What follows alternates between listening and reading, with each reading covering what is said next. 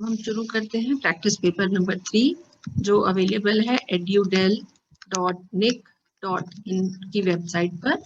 ये पेपर वहां से कैसे डाउनलोड करेंगे उसका आपको मैंने वीडियो शेयर किया हुआ है और लिंक मैं डिस्क्रिप्शन बॉक्स में डाल दूंगी। तो स्टार्ट करते हैं 1 मार्क वाले क्वेश्चंस के साथ जो कि हमें मिलते हैं पार्ट ए में। और यहाँ पहला क्वेश्चन हमें जो नजर आ रहा है वो है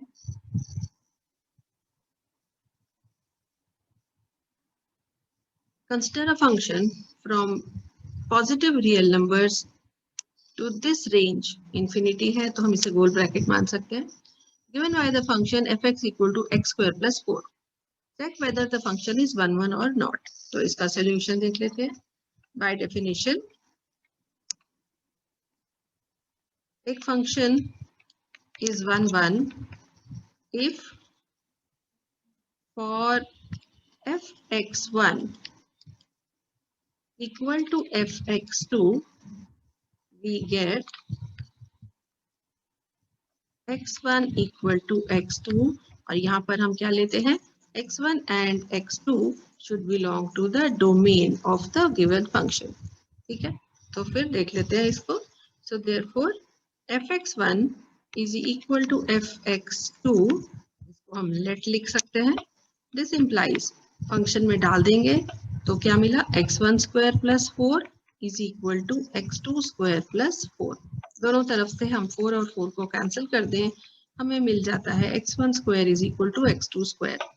और यहाँ से हमें मिलेगा x1 is equal to x2 because negative numbers are not in the domain. तो आप यहाँ पर प्लस माइनस नहीं लिखेंगे, यहाँ पर जो हम लिखा करते हैं तो negative numbers are not in the domain, तो हम नेगेटिव साइन नहीं लिखेंगे। ठीक है, सो x1 इक्वल टू x2 मिल गया। इसका क्या मतलब फंक्शन इज 1 1। तो ये हो गया बेटा आपके लिए इसका आंसर। ठीक है,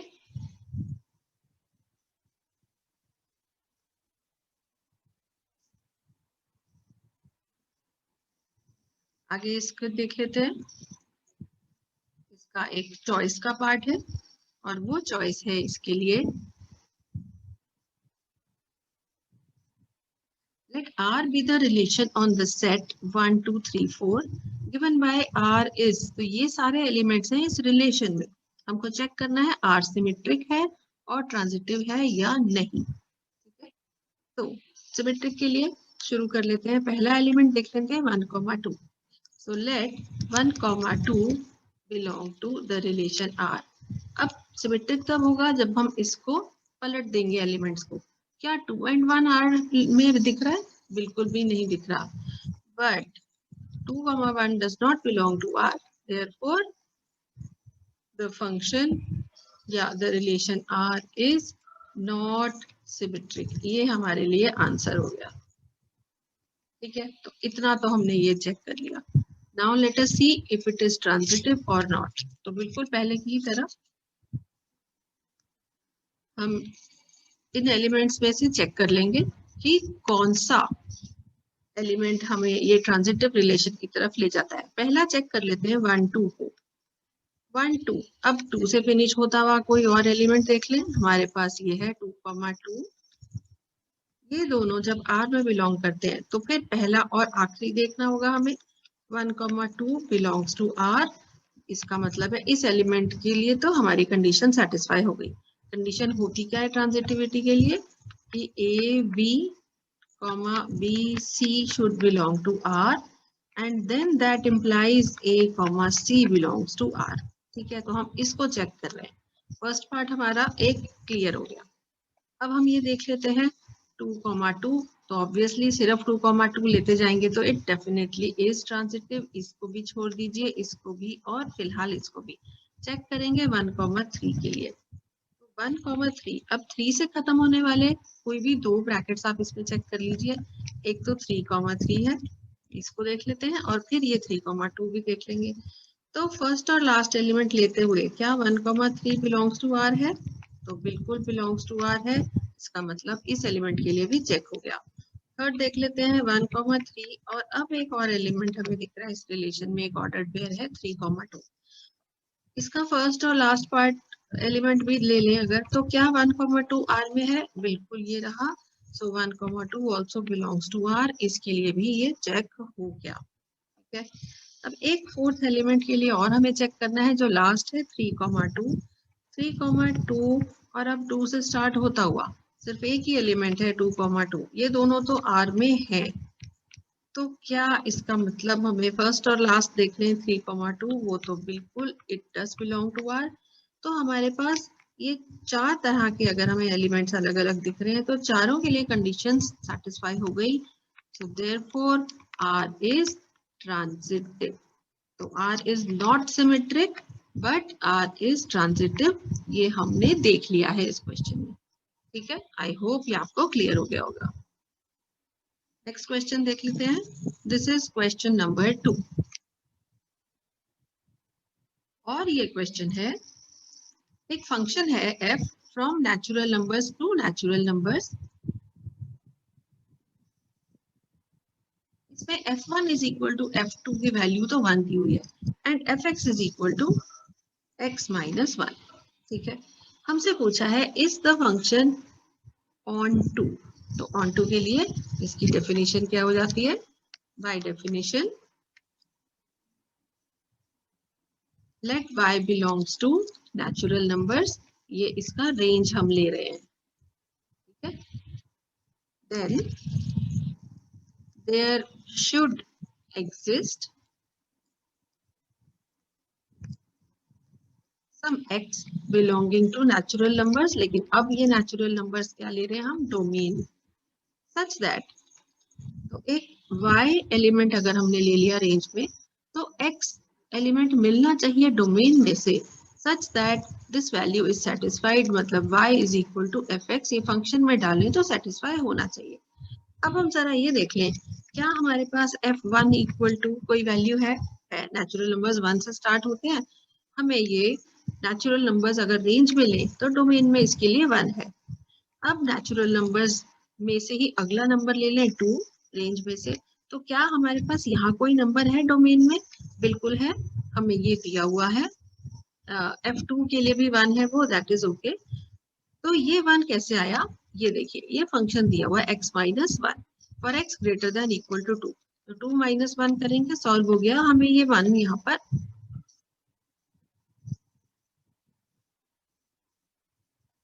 ओके यहाँ पर हमें ये प्लस करना पड़ेगा, हम वापस कर रहे हैं, तो ये हमारे पास आ गया 3। ठीक है, तो 3 एक एलिमेंट हमें मिल गया जो हमें वैल्यू देगा fx की 2। ठीक, अब x यहाँ पर कोई पॉसिबल है या नहीं वो हम देखना चाहते हैं, ताकि अगला नेचुरल नंबर हमें 3 मिल जाए। तो 3 कैसे मिलेगा? अगर fx is equal to x minus 1 चाहिए और ये हमारे पास 3 है, तो x की वैल्यू क्या आ जा रही है? बिल्कुल वो नेचुरल नंबर में डोमेन में बिलोंग कर रहा है, एंड सो ऑन। तो इस तरह से हमने ये देख लिया कि हर नंबर जो रेंज में है उसके लिए डोमेन में अवेलेबल है। Therefore we can say that function from n to n is on to function। तो हर नंबर के लिए एक हमें वैल्यू मिल रही है। तो ये हो गया हमारा answer. I hope this is very clear to you, लिख लीजिएगा। नेक्स्ट क्वेश्चन पे आते हैं, क्वेश्चन नंबर 3। एक इक्विवेलेंस रिलेशन R है और वो उसको इक्विवेलेंस क्लासेस में, इसके लिए हम एक और वर्ड यूज करते हैं जिसको हम कहते हैं पार्टीशंस। तो ये पार्टीशंस में इसे डिवाइड कर रहा है, कितनी है? 3 ही है। तो बाय डेफिनेशन बेटा, बाय डेफिनेशन ये आ जाता है पूरा आपका सेट A और इंटरसेक्शन में भी जो तीनों ही है, तो इसका आंसर आ जाता है empty set. This goes by definition. इसमें कुछ याद करने, मतलब कुछ समझने जैसा या सॉल्व करने जैसा इसमें नहीं है। इसका चॉइस का पार्ट है, लेट ए इज 1 2 3, यहाँ पर एक इक्वल टू का साइन लगाइए। The number of equivalence relations containing this is an equivalence class. ठीक, और ये हमने पिछले पेपर में भी किया था। तो ये इक्विवेलेंस क्लास, इसमें कितने इक्विवेलेंस रिलेशंस ऐसे पॉसिबल हैं जिसमें ये क्लास मिलेगी? तो बेटा इसका आंसर है 2। ठीक है, अब फोर्थ क्वेश्चन देख लेते हैं। ए एक मैट्रिक्स है of order m cross n, B एक मैट्रिक्स है such that A B transpose and B transpose into A are defined.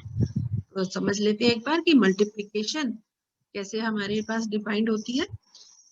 अगर हम दो मैट्रिसेस को मल्टीप्लाई करते हैं ए डॉट बी, इसका ऑर्डर अगर m क्रॉस n है और b का ऑर्डर अगर p क्रॉस q है, तो हमारे पास compulsorily n should be equal to p। ठीक है, तो अब ये देख लेते हैं कि a का ऑर्डर तो है m क्रॉस n और p का ऑर्डर हम लेट कर लेते हैं p क्रॉस q। ठीक है, लेट, तो देयरफॉर b ट्रांसपोज का ऑर्डर क्या हो जाएगा, इसका ऑर्डर हो जाने वाला है Q क्रॉस P। ठीक है, रोज और कॉलम्स को इंटरचेंज कर देंगे। तो अगर ये डिफाइंड है ए बी डैश, इसका मतलब हमें जो रिजल्टेंट है, इसका जो आंसर मिलता है वो मिलता है M क्रॉस Q। ठीक, तो यहाँ इसका रिजल्टेंट क्या मिलने वाला है, ये M और ये P, तो इसका ऑर्डर हो जाएगा M क्रॉस P। इसी तरह अगर ये देख लें बी डैश ए, तो अब बी डैश का ऑर्डर हमारे पास क्या आ चुका है, देखिए Q cross P multiplied by अगर ए से करेंगे तो इसका ऑर्डर है M क्रॉस N। तो आंसर हमें क्या मिलने वाला है, इसका ऑर्डर मिलने वाला है Q क्रॉस N। ठीक है, तो अब बताइए अगर दोनों ही डिफाइंड है तो इसका क्या मतलब है, बी का ऑर्डर क्या आ जाएगा, बी का ऑर्डर बिल्कुल यही का यही सेम आने वाला है M क्रॉस n। इसको बड़े ध्यान से देखिए और समझ लीजिए ये कैसे पॉसिबल है।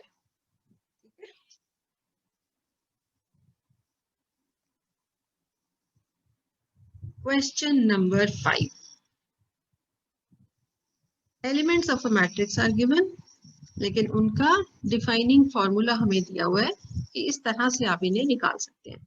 Right the value of A32 minus करेंगे A14, तो पहले अलग अलग निकाल लेते हैं A32, फिर ये इसमें से माइनस करेंगे हम A14 को। तो हाफ तो दोनों में ही है, आप बेशक इसे कॉमन ले लें। मैग्नीट्यूड लेना है -3i प्लस j। अब i की वैल्यू यहाँ पर 3 और j की 2। ठीक है, तो -3 मल्टीप्लाइड बाय 3 प्लस j की वैल्यू हो गई 2।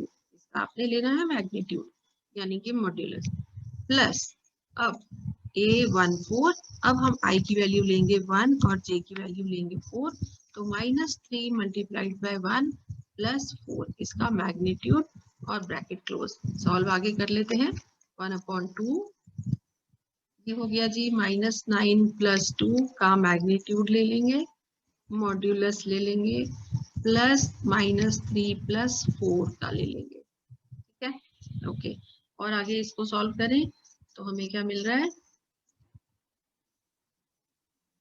कीजिए,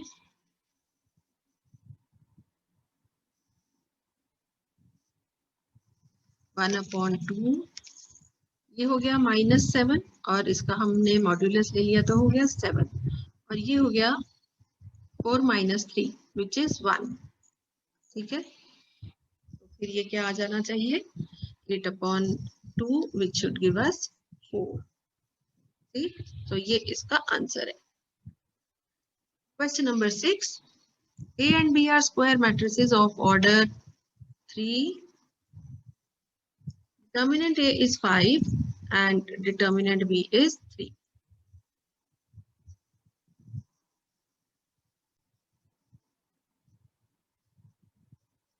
तो द वैल्यू ऑफ डिटर्मिनेंट के ए बी, फॉर्मूला हमें पता है k इंटू ए बी, इस पूरे का डिटर्मिनेंट अगर हमारे पास ऑर्डर इसका n होता है तो हम k की पावर n बाहर निकाल लेते हैं, multiplied by the determinant of A B which again is k की power n multiplied by determinant a multiplied by determinant b। तो k की वैल्यू हमारे पास है 3, ऑर्डर है इसका 3 मल्टीप्लाइड बाय 5 मल्टीप्लाइड बाय 3। इसको सॉल्व करेंगे, 3 की पावर हो गया 4, 9 9 81 multiplied by 5 and we get 405। ठीक है जी, तो ये हमारे पास इसका आंसर आ गया। ठीक है, so 6th question is also done. Clear है? So let's come to question number 7। इसमें भी दो पार्ट्स आपको दे रखे हैं चॉइस में। तो फर्स्ट कर लेंगे x स्क्वायर e की पावर x क्यूब का इंटीग्रल। बहुत ही आसान है बेटा, दिस इज क्वेश्चन 7 का first part. So let x cube is equal to t, differentiate करेंगे 3x square dx is equal to आ गया dt। ठीक है, तो x square into d x हमें मिल जाएगा 1/3 dt। ये इंटेग्रल बन जाएगा 1/3, कांस्टेंट है बाहर ले लीजिए, and then we get x square और dx तो खत्म, e की power t multiplied by dt, so 1/3 et plus c। Is that okay? अब बस t की वैल्यू पुट कर देते हैं, 1/3 e की power x cube plus c, and ये बन जाता है हमारे लिए answer. Alright, I hope this is very clear. Question number 7 का सेकंड पार्ट देख लेते हैं, और ये सेकंड पार्ट हमारे पास केवल केवल नहीं, हाँ, डेफिनेट इंटेग्रल्स का है। ठीक है, तो हम एक इसमें प्रॉपर्टी लगा लेते हैं। कौन सी प्रॉपर्टी? वो प्रॉपर्टी हम जो यूज करेंगे, integral 0 to a fx dx is equal to integral वही रहता है 0 to a f of a minus x। ठीक है, तो x में से हम ये वाला नंबर माइनस कर देते हैं। तो देखिए, अगर ये i है तो हमारे पास ये फिर से क्या बन जाएगा, 0 से π/2 अंडर रूट ऑफ, हम यहाँ क्या लिख देंगे, tan π/2 माइनस एक्स, बड़े ध्यान से इसको लिखिएगा, अपॉन, अब अपॉन हमारे पास आ जाएगा वही cot π/2 minus x plus under root अलग से tan of π/2 minus x dx तो लिखना ही है। अब हमें ये पता है कि tan 90 माइनस थीटा हम लोगों ने 10th से पढ़ा हुआ है, cot theta, and similarly cot 90 minus theta tan theta हो जाता है। तो हमारे पास न्यूमरेटर तो चेंज हो जाएगा, हो गया इंटेग्रल 0 से π/2, न्यूमरेटर चेंज हो गया cot x with an under root, denominator वही है सेम जो पहले था, और ये डिनोमिनेटर क्या है, under root of cot x plus under root of tan x, ये पूरे के अपॉन dx। ठीक है, इतना हो गया क्लियर सभी को? ओके, अब आगे उसको देख लेते हैं। अब हम इन दोनों को कर देते हैं ऐड, इन दोनों को, एक तो ये आई हमें दिया हुआ था और एक आई हमने निकाल दिया अभी, तो 2i क्या हो जाएगा, इंटेग्रल 0 से π/2, अब ऊपर है tan x का under root plus under root cot x, नीचे दोनों के डिनोमिनेटर बिल्कुल सेम है, cot x plus under root tan x dx। ध्यान से देखते जाइए, ऊपर और नीचे डिनोमिनेटर्स दोनों, न्यूमरेटर और डिनोमिनेटर कैंसिल हो जाते हैं, 0 से π/2 dx। जब आप इसका इंटीग्रल करते हैं यू गेट x, और लिमिट्स आप इसमें डाल देंगे 0 से π/2। ठीक है, तो जब आप इसको सॉल्व करते हैं you get π/2 minus 0 which is pi, but ध्यान रखिए ये 2i है, तो i की वैल्यू क्या आ जाएगी, π/2 into half which gives you π/4। तो this should be the answer. ठीक है, तो बड़े ध्यान से इसको कीजिएगा, बस एक बार प्रैक्टिस करने की बात है, फिर ये आपको इतना लेंथी नहीं लगेगा। ठीक है, जाते हैं क्वेश्चन नंबर 8 पर। Find the area of the region bounded by the curve y is equal to x square and the line y is equal to 4। बड़े ध्यान से इसको देखिएगा, हमें पता है ये एक पैराबोला बनने वाला है और y एक्सिस पर इसका एक्सिस होगा। ठीक है, तो this is y and this is x, ये है parabola y is equal to x square. आपको लाइन लेनी है y इज इक्वल टू 4, तो ये सारा शेडेड एरिया आपके लिए रिक्वायर्ड एरिया होगा। ठीक है, अब इसका इंटीग्रेशन लेंगे with respect to y, so required area, अगर हम शेडेड एरिया की बात करें तो 2 multiplied by area in first quadrant, ये हमें पता ही है, हम ऐसे लिखते हैं, इज इक्वल 2 मल्टीप्लाइड बाय, अब फर्स्ट क्वाड्रेंट y की वैल्यू 0 से लेके 4 तक जा रही है, हमारे पास हमको x की वैल्यू लिखनी होती है और इंटीग्रेशन करेंगे विद रिस्पेक्ट टू y। तो ध्यान से देख लेते हैं इसको, 2 मल्टीप्लाइड बाय 0 से लेके 4, अब x की वैल्यू क्या हो जाएगी यहाँ से, इस इक्वेशन से under root y is equal to x। ठीक है, सो यहाँ आ गया under root y integration with respect to y only, so 2 तो ये है ही, व्हाट अबाउट रूट y का इंटीग्रेशन, this becomes y की पावर 3/2 डिवाइडेड बाय 3/2 मतलब मल्टीप्लाइड बाय 2/3, और इसकी वैल्यू डल जाएगी 0 से लेके 4 तक। सो 4/3 कांस्टेंट है, बाहर ले लीजिए, तो 4 की पावर 3 अपॉन 2 माइनस 0, 4 का अंडर रूट यानी पावर हाफ हो गया 2, 2 का क्यूब हो गया 8. So 4 upon 3 into 8, that gives you 32 upon 3 square units. ठीक है जी. So this is the answer of question number 8. Please बड़े ध्यान से इसको लिखिएगा एंड आई होप आपने अब तक इसे लिख लिया होगा. ध्यान से लिखिए. क्वेश्चन नंबर 9 पे आ जाते हैं एंड यहाँ हमसे ये पूछ रहे हैं order and degree of this given differential equation. Okay, so बहुत सिंपल है. ऑर्डर तो जो हाईएस्ट ऑर्डर ऑफ डेरिवेटिव है वो हम ले लेंगे. हाईएस्ट ऑर्डर ऑफ डेरिवेटिव हमें यहाँ पर दो दिख रहे हैं, second derivative and first. So order is clearly equal to 2. And what about degree? इसी के ऊपर जो कोई पावर होती है वो लिखते हैं. So the degree is 1. ठीक है, दोनों को अलग अलग से लिख दीजिए.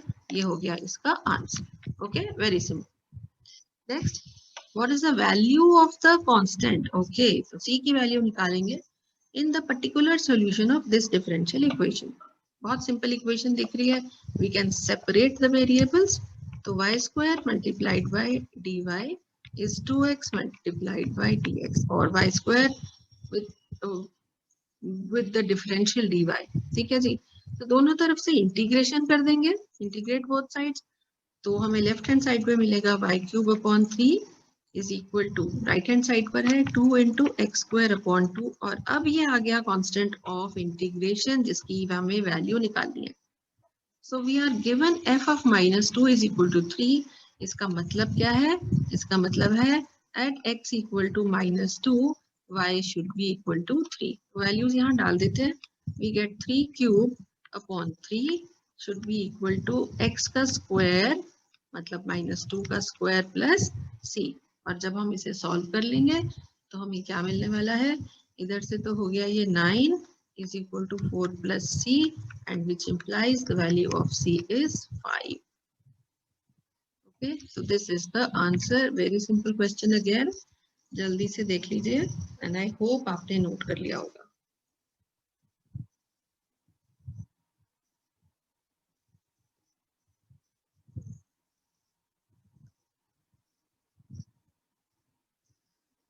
क्वेश्चन नंबर 10 पर आ जाएंगे and the question says find the projection of vector A on vector B. हमें पता है बहुत इसका सिंपल फॉर्मूला है. Projection of A on B is given by A dot B upon magnitude of B. बहुत सिंपल, देख लेते हैं. आपको पता है a1 a2 b1 b2 c1 c2 हम ये मल्टीप्लाई कर देते हैं. तो 2 into 1 plus 3 into 2 plus 2 into 1 upon, अब ये मैग्नीट्यूड के लिए b का मैग्नीट्यूड लेना है. तीनों कोफिशिएंट्स का स्क्वायर करके प्लस करके अंडर रूट. सो 1 का स्क्वायर प्लस 2 का स्क्वायर प्लस 1 का square. And what does that give you? That gives you, से quickly, 2 plus 6 plus 2 which is 10 upon under root of 6. क्या मिल गया? ये क्या मिल गया? This gives you 10 को आप कर सकते हैं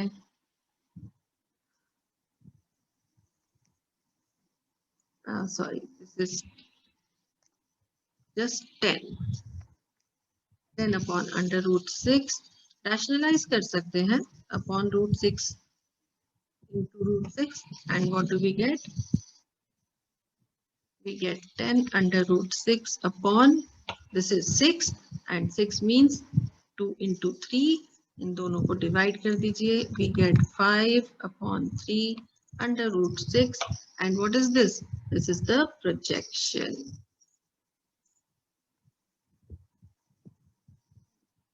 Okay. We come to the area of the parallelogram.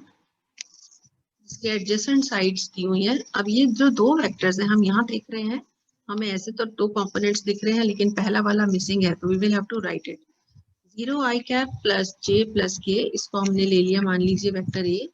और दूसरा वेक्टर हमने बी ले लिया आई कैप प्लस 2j। अब यहाँ हमें खुद लिखना पड़ेगा क्या, 0 इंटू के कैप। ठीक है, ऑलराइट। तो हमें पता है एरिया ऑफ पैरेललोग्राम होता क्या है, वो होता है magnitude of the vector A cross B. ठीक, तो लेकिन हम सबसे पहले निकाल लेंगे ए क्रॉस बी, और उसके लिए हमें लिखना होता है डिटर्मिनेंट, जिसकी पहली रो में हम लिखते हैं आई जे के, सेकेंड रो में आएंगे ए के कंपोनेंट्स यानी कि 0, 1 एंड 2, सेकेंड रो में आएंगे बी कंपोनेंट्स यानी कि 1, 2 एंड 0। ठीक, अब इसको सॉल्व कर लेंगे। सबसे पहले यहाँ पर हो गया आई कैप मल्टीप्लाइड बाय 1 इंटू 0 हो गया 0, मतलब 0 minus 2 2 4 minus J cap multiplied by this 0 into 0 खत्म माइनस 2 प्लस के कैप। अब ये वाला कॉलम फिनिश, तो 0 माइनस 1। ठीक है, तो ये हमारे पास आ गया बेटा, वेक्टर है -4 आई कैप प्लस 2 जे कैप माइनस 1 के कैप। बस अब छोटा सा काम है, इसका मैग्नीट्यूड निकालना है हमें इस वेक्टर का, उसे मैं यहाँ ऊपर कर दे रही हूँ।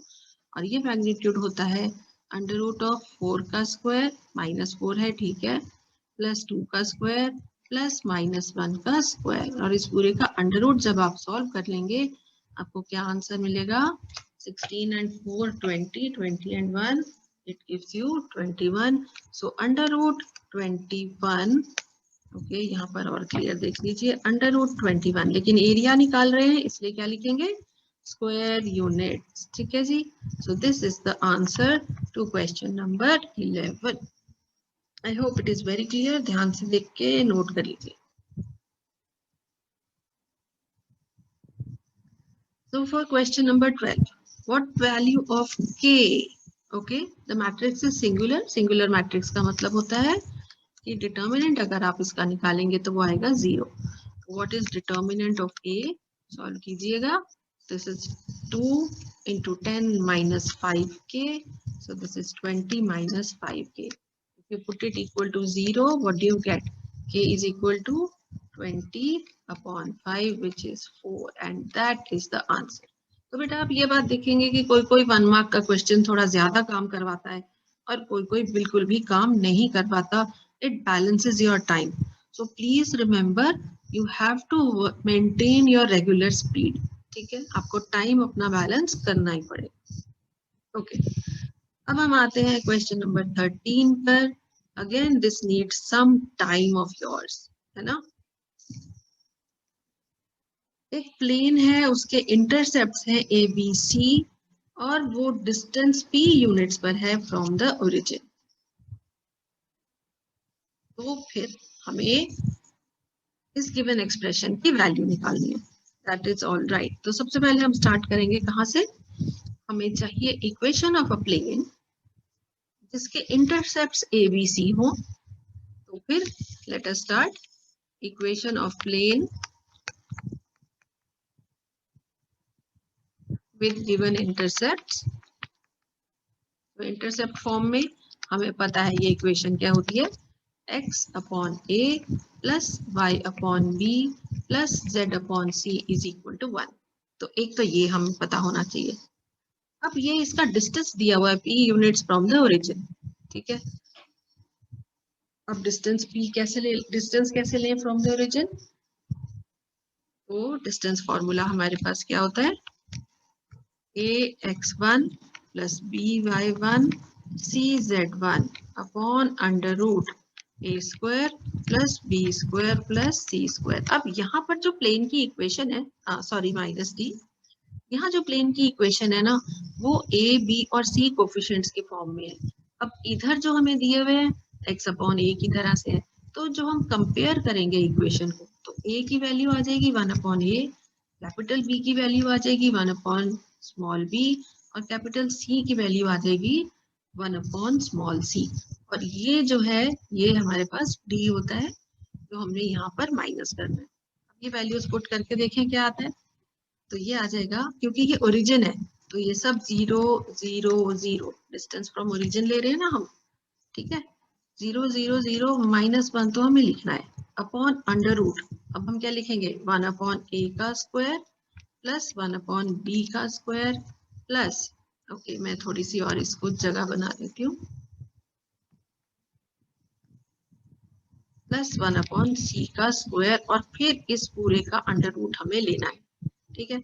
एंड ये हमें दिया हुआ है p। प्लीज इस बात का ध्यान रखिए, ठीक है। ये पूरा डिस्टेंस हमें p दिया हुआ है। अब ये जो दो बार्स हैं ये तो मैग्नीट्यूड है, इसका हमें मतलब क्या समझना है कि ये जो p है, जो डिस्टेंस दिया हुआ है फ्रॉम द ओरिजिन, वो हो गया 1 अंडर रूट, इसका under root 1/a square plus 1/b square plus 1/c square, ये हो गया। तो अब हम क्या कर सकते हैं, अब हम इन दोनों को क्रॉस मल्टीप्लाई कर देंगे, हमें मिल गया अंडर रूट ऑफ, या चलिए पहले स्क्वायर कर लेते हैं, वो भी ठीक है। Let us square both sides, तो स्क्वायरिंग, ठीक है। ये वो वाला 1 मार्क का क्वेश्चन है जो थोड़ा आपका समय ले रहा है। p square is equal to 1/a square plus 1/b square plus 1/c square. और अब अगर हम क्रॉस मल्टीप्लाई कर देंगे इन्हें, तो हमें वैल्यू मिल जाएगी 1/a square plus 1/b square plus 1/c square. ये पूरा का पूरा जो ब्रैकेट है इसकी वैल्यू हो गई 1/p स्क्वायर, ठीक है। तो ध्यान से देखिएगा क्वेश्चन को और ध्यान से देखिएगा इस आंसर पूरे सॉल्यूशन को। इसकी वैल्यू हमें निकालनी थी, हमें इक्वेशन ऑफ द प्लेन पहले ली, हमने उसको स्टैंडर्ड फॉर्म से कंपेयर करके कोफिशिएंट्स ए बी सी की वैल्यू निकाली, फिर डिस्टेंस फॉर्मूला में डाला। डिस्टेंस हमें दिया हुआ है p फ्रॉम ओरिजिन, तो यहाँ ए बी सी के साथ ये आ गया 0। बस जरा सा सॉल्व किया, बस एक बार प्रैक्टिस कीजिए बेटा, नेक्स्ट टाइम आपको इससे आधे से भी कम समय लगने वाला है ना। लिख लीजिए। नेक्स्ट क्वेश्चन पर आ जाते हैं और ये क्वेश्चन है क्वेश्चन नंबर 14।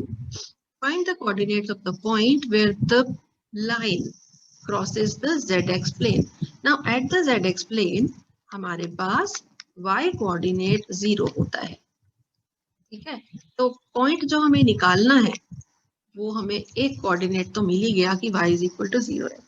अब सपोज हम हमेशा कर लिया करते हैं कि यहाँ पर ये एक किसी कांस्टेंट लैम्डा के इक्वल है, तो पॉइंट के कोऑर्डिनेट्स क्या हो जाएंगे, देयरफॉर पॉइंट कोई भी क्या हो जाएगा -2 लैम्डा प्लस 5, बड़ा क्लियर है, हमने बहुत बार किया हुआ ये, 3 lambda plus 1 and -5 lambda plus 6।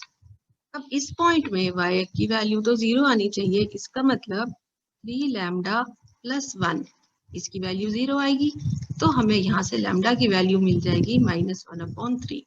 और अब ये वैल्यू पुट करते ही x कोऑर्डिनेट क्या बन जाने वाला है, -2 लैम्डा प्लस 5, मतलब -2 into -1/3 plus 5, so 2/3 plus 5 15 and 2 17/3 ये आ गया। एंड इसी तरह से z कोऑर्डिनेट निकाल लेंगे, -5 लैम्डा प्लस 6, और ये है -5 इंटू -1/3 प्लस 6, मतलब 18 एंड 5 23/6 ये। सो देयरफॉर पॉइंट क्या आ गया, पॉइंट पूछा है, पॉइंट के फॉर्म में आंसर लिखिए 17/3, y कोऑर्डिनेट वाज 0 एंड 23/3, ठीक है जी। तो ये हो गया आपका आंसर।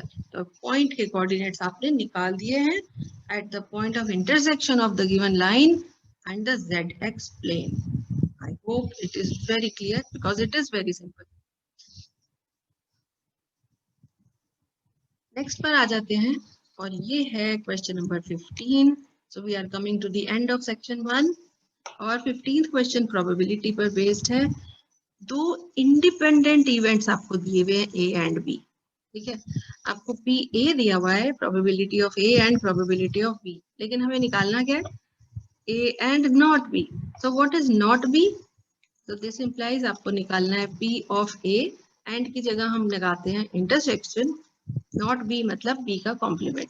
अब क्योंकि ये इंडिपेंडेंट इवेंट्स है, ए और बी इंडिपेंडेंट है, तो हमने पहले एक हमने रिजल्ट पढ़ा हुआ है कि इसका मतलब है कि ए एंड नॉट बी यानी B complement are also independent. तो ये बात हमें पता होनी चाहिए कि ए एंड बी इंडिपेंडेंट होने के बाद ए एंड बी कॉम्प्लीमेंट भी इंडिपेंडेंट हो जाते हैं, ठीक है।